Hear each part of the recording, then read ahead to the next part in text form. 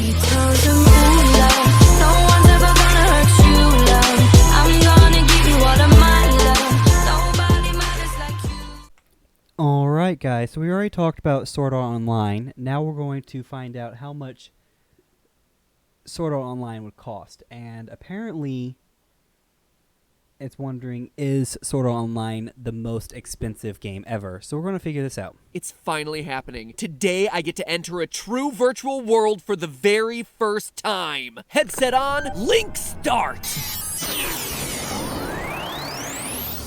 Greetings from virtual reality. Well, that was unexpected. This is probably like an old video.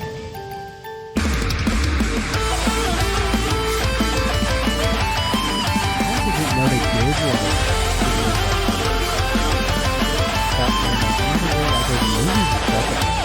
That's actually really cool. Hello, Internet. Welcome to Game Theory. And by the way, I know I did like, this is my third reaction to an anime-based video on film theory.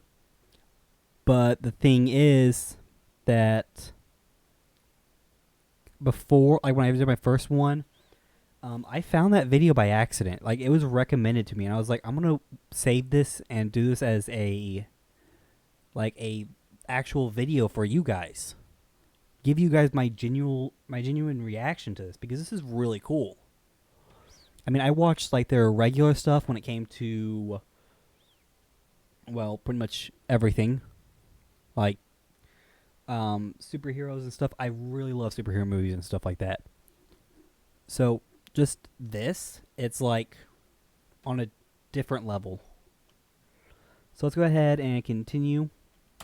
Sorry, film theory. You'll have to forgive me. I got my wires crossed today because today's theory is about a video game. Just not a real video game. Today we're going to be full diving into the world of Sword Art Online, one of the most popular and most controversial anime ever made. If you're not familiar with SAO already, the premise is pretty simple. In the year 2022, technology has advanced to the point that full sensory virtual reality is possible. Unlike the Oculus Rift or HTC Vive, Sword Art Online's Nerve Gear headset essentially projects its virtual world into users' dreams, allowing for full immersion without the need for a big play space. Oh! Thanks, everyone. Thank you all for warning me about that one. Who knew you were gonna jump? Thanks to everyone outside of here for taking care of the guy who's in virtual reality. 10,000 players immediately sign up and strap into the Nerve Gear to become a part of the world's first virtual MMORPG, Sword Art Online. Unfortunately, there's a tiny downside to this incredible technology. Tiny? You see, You mean it huge. uses microwaves to interact directly with the human mind. And yeah, I do mean microwaves, exactly like the ones that you used last night to reheat that leftover Salisbury steak. The companies selling these things say they aren't powerful enough to actually do any damage, but as we all know, game developers have a habit of telling little white lies about their games to sell more copies. In Yeah. this case, the little white lie is that Nerve Gear's creator Kayaba Akihiko has programmed the microwaves to fry the brain of any player who dies in the game, The Nerve Gear will simultaneously destroy your brain.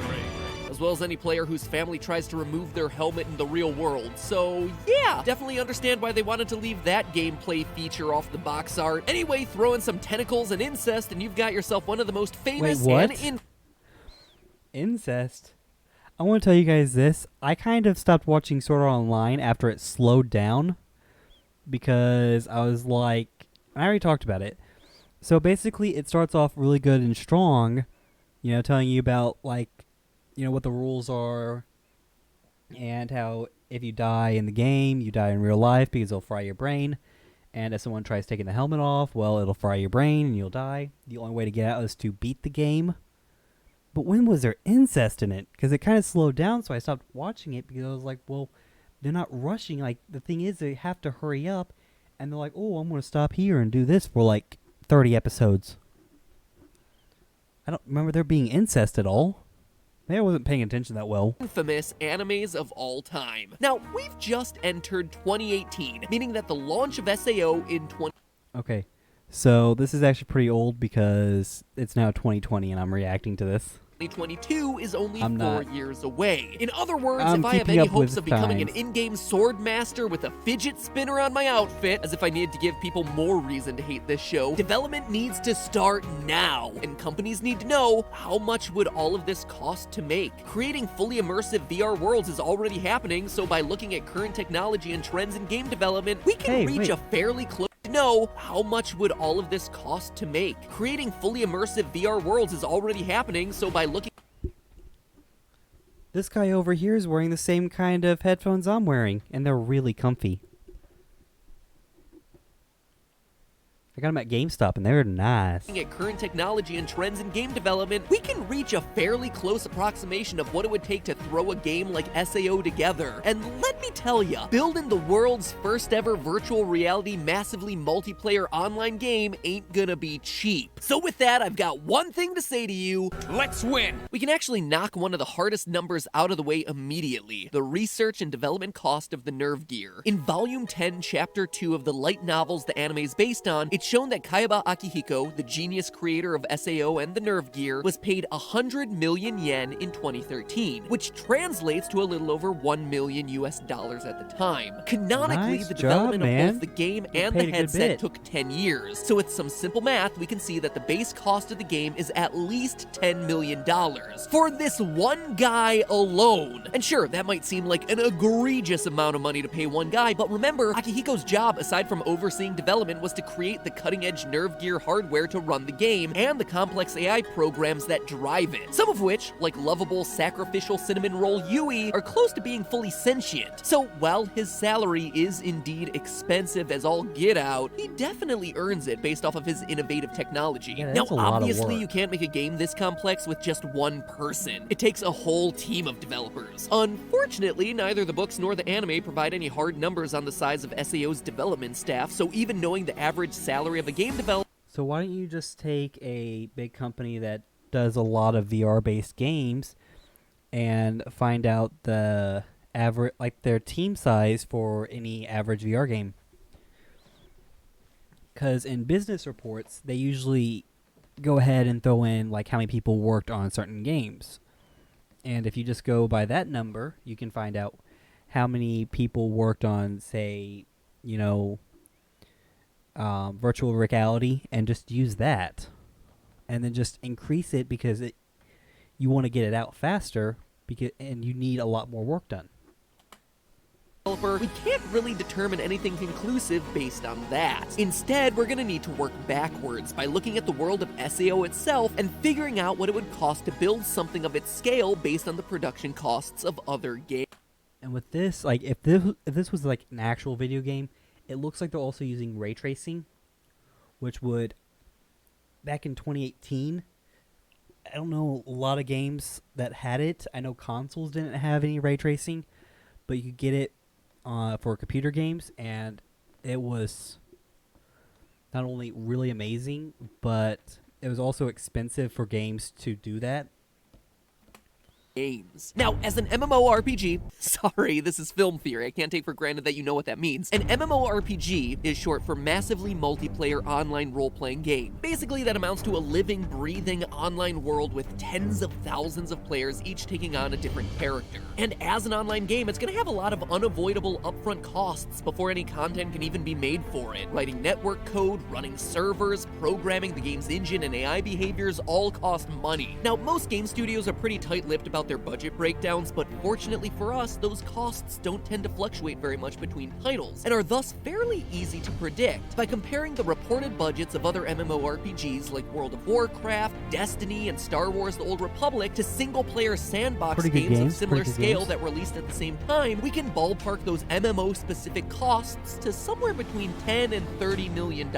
Now, it may seem like a $20 million margin of error is huge, but trust me when I say it's just just a drop in the bucket next to the game's biggest cost, art assets. The 3D models and textures for every object and character all need to be designed, animated, and given sound effects. Plus, they need to be placed in the world by level designers. And these are the costs that increase the most dramatically the larger and more varied the game worlds are. Which means that before we can calculate out how much that all costs, we need to know exactly Red how Dead big 2 the costs world so of much. SAO is. Because luckily, we're given some it's hard such a numbers to huge work with. world. Right Yeah. now, you're gathered on floor 1, the lowest level of Aincrad.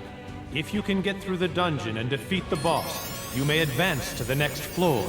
Defeat the boss on floor 100, and you will clear the game. The prologue of the first book reads, an impossibly huge castle of rock and hey!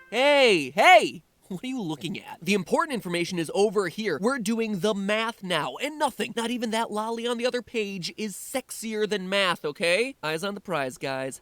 I love his comedy. An impossibly It's- huge it's castle great. of rock and iron floating in an endless expanse of sky. That is the entirety people of say this it's- world. A tireless month-long like, survey by a he's team of really fanatical experts cringy, found that the but I base find it floor of this hilarious. fortress was about 10 kilometers in diameter. And considering the 100 floors stacked one on top of the other, the sheer vastness of the structure beggared the imagination. It was impossible to estimate the total amount of data it all represented. Impossible, you say? Sounds like a challenge. So as it just said, the bottom floor of Aincrad is 10 kilometers across. And since each floor of the castle is a perfect circle, that means its area is pi r squared, or 78.54 square kilometers, which is a few shy of the size of Grand Theft Auto 5's map. But that's only one floor. Aincrad is 100 floors tall. So does that mean you can cram 100 GTA 5s into SAO? Not quite. Early on in the anime, we're shown a side-on view of the castle, and as you can see, the floors gradually taper off to a point at the top. For the first 40 or so floors, that diameter stays pretty consistent, tapering off to 8.5 kilometers at this part that's jutting out. It's not a smooth curve, so it's a little hard to measure precisely, but for simplicity's sake, let's just say that these first 40 floors average out to be about 9 kilometers across, or 63 square kilometers each, about the same size as the world of The Legend of Zelda Breath of the Wild,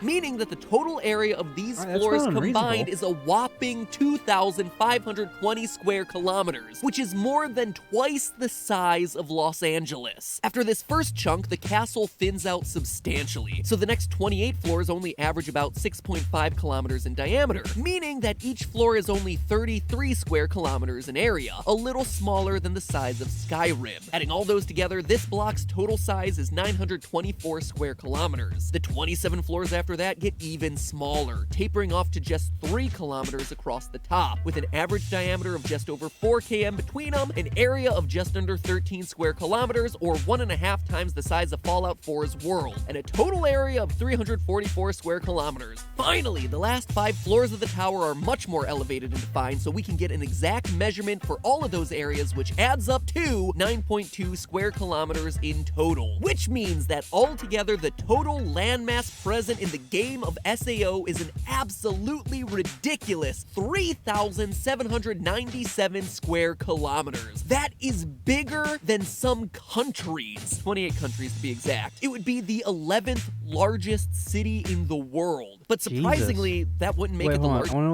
what's the largest city in the world. Some countries. 28 countries to be exact. It would be the 11th. Oh, New York. Congratulations, New York.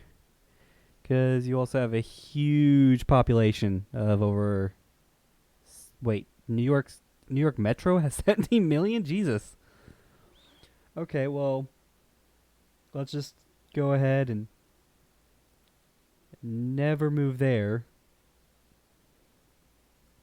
Dear God, that's Largest scary. city in the world. But surprisingly, that wouldn't make it the largest video game world ever created. It would actually make it the 4th largest video game world ever created, right behind Really? Fuel, Daggerfall, and No Man's Sky, all 3 of which are procedurally generated, which, for all you non-game theory viewers, means that Means instead it- of building it's- the game yeah, worlds it's by just hand, the developers generating what wrote you code see. to create them automatically based on preset conditions, which is a great time-saving tool but can result in game worlds that feel very repetitive, or otherwise don't make a whole lot of sense. And this is what's so impressive about SAO the game. it isn't procedurally generated. The SAO Cardinal System AI does indeed generate some content, but it's only responsible for creating quests and adjusting the game's balance. It doesn't create environments. Each of those 100 floors are entirely man-made. Everything in the dungeons and the towns is placed by hand. And according to the There's one thing, like, when it comes to, like, doing stuff like man-made and stuff like that in, like, games, there is I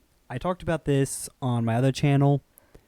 There was a series called Trollcraft, and it had 3 big Minecraft YouTubers taking part of it.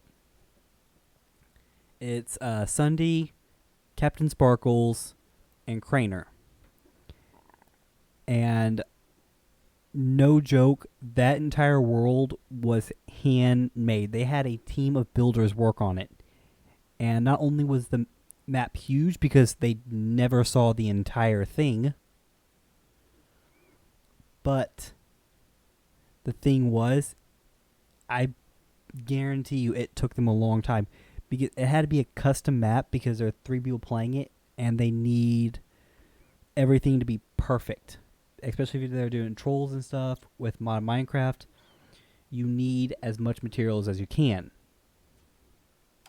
SAO Wiki, every one of the 100 floors is unique, which means that the developers couldn't even reuse most of the assets they created between floors. Each new level of Aincrad has unique NPC models, unique geography that ranges from snowy mountains to barren canyons to fields of flowers, not to mention forests of the coniferous, deciduous, and even spooky haunted varieties. Even architecture isn't the same across these 100 levels. Every town we see in the anime seems to be based on an entirely different culture, meaning that not even buildings could be reused between the floors. In other words, Dear unlike many other God. games which save time and money by copy-pasting assets, each floor of SAO essentially requires a full game's worth of its own 3D assets. So the cost of building SAO directly scales with the size of its world. And knowing all of this, what we need to do to figure out its cost is find a similar game to compare it to. From the light novels, we see that the game's engine is heavy on simulation, using server-side calculations to dynamically generate realistic physics when players interact with things like cloth and water. So we're looking for a game with a large open world, high-fidelity graphics, and realistic animations, as well as physics models for things like water and weather effects, as well as cloth and hair on characters. And for the closest comparison possible, we want a fantasy game with a lot of wilderness and a few densely populated towns where you can enter every single building. Lastly, we want a game that's fairly recent, since most of SAO's 10-year development cycle would be working with current technology. Considering all those different factors, I think the best possible candidate here is Witcher 3: The Wild Hunt. Not only does it fit all of our criteria, it's also conveniently a rare example of a game where the developers have made their budget publicly available. So we know that the game's world is 136 square kilometers and that it cost $46 million to make. Obviously, a big chunk of that budget went towards things other than environmental assets and character models, so let's make a conservative estimate and assume that 1/3 of The Witcher's budget, cool $15 million, was dedicated to rendering its world and its characters. The world of SAO is 28 times the size of Witcher 3, and we'll add in one more Witcher to account for the massive 100-meter tall dungeons that connect every single floor of SAO. So in total, let's say that's 29 Witchers times $15 million, which gives us a stupefying amount of $435 million on art alone. You don't, you forget that you have to realize that they had to pay the team that works on it every different, like, they have multiple teams that work on a game like this. They have to pay each team a huge salary, and that team breaks up the salary to each person. So this game already, just by the art alone, like, if the game itself costs this much by itself, including the art and paying the team and everything, this would make it the most expensive game. Plus the $20 to $40 million to develop the game that we talked about earlier. That brings us to an astounding $475 million, easily making SAO the most expensive game ever made at over double the reported $200 million budget of Star Wars: The Old Republic. And remember, this is a very conservative estimate. The Witcher was developed in Warsaw, Poland, which has a much lower cost of living than, say, urban Tokyo, where Sword Art was developed, and thus lower average wages. So in all likelihood, the game's world cost cost several times that much to create. If we base our calculations off of Grand Theft Auto 5, whose development centers are in much more urban locations, the budget of SAO skyrockets to $1,700,000,000 to create. Jesus $1.7 Christ, that's billion. impressive. That's enough to cover the development and the marketing costs for the next 10 most expensive games ever made combined. And we are still not done, because SAO isn't just a VR MMO, it also Oh gives my its God. players sensory experiences for everything that they do in the game. That means the development team also needs to assign appropriate smells, tastes, and touch sensations related to everything in the game world. In theory, the Nerve Gear hardware could be used to record this data by reading signals from the brain as a person experiences those sensations, but you still need people to actually record those brain reactions in the first place, spending hours just touching and smelling. Yeah, and besides, even if there's like whole brain reactions and everything, each person's going to have their different reaction to it. And especially if it's like a new experience for them, they might not even experience it the same way as other people do. Fur, wet grass, metal, and literally anything else that might be in the game, eating all kinds of food, even having sex, which, as we learn in the infamously graphic bonus chapter 16.5, is yet another one of SAO's gameplay features. I guess since he was gonna kill them all anyways, Akihiko wasn't too worried about the game's ESRB rating. I'd estimate we need a team of at least 10 people to record and implement all these sensations, so if we base the salaries of these sense recorders off the industry standard rates for Foley artists, who are the sound engineers who record and edit sound effects for film and video games, kinda close to the same thing, that adds between another $5 and $10 million to our budget, which brings the price of creating a I say game because they're like doing so SAO much, to a it'd be on grand the total of higher end. $485 million if we're using our Witcher 3 estimates, which means that SAO would need to sell 7,250,000 copies at $60 a pop just to break even on the development costs. And using our higher GTA 5 based estimate, it would need to move 28,500,000 units, which is just a little bit more than the 10,000 copies of the game sold at launch. And we are Dear still not even God. counting marketing or distribution costs. The Yeah, only they're gonna way wanna they could market. possibly make their money back at this point would be to insert microtransactions. So maybe Kayaba Akihiko was actually doing everyone a favor. Sure, he might have killed thousands of people playing the game, but at least he didn't try to sell them loot boxes. But hey, that's just a He's not theory. that evil.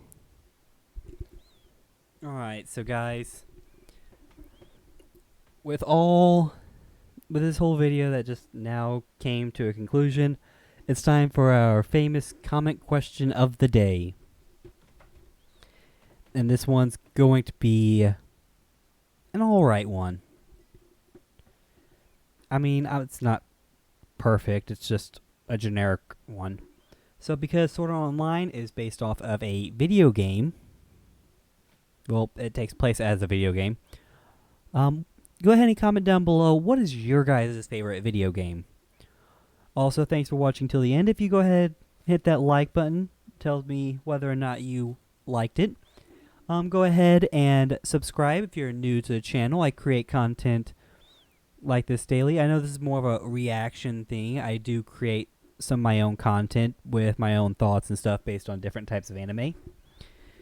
And I will see you guys in the next video.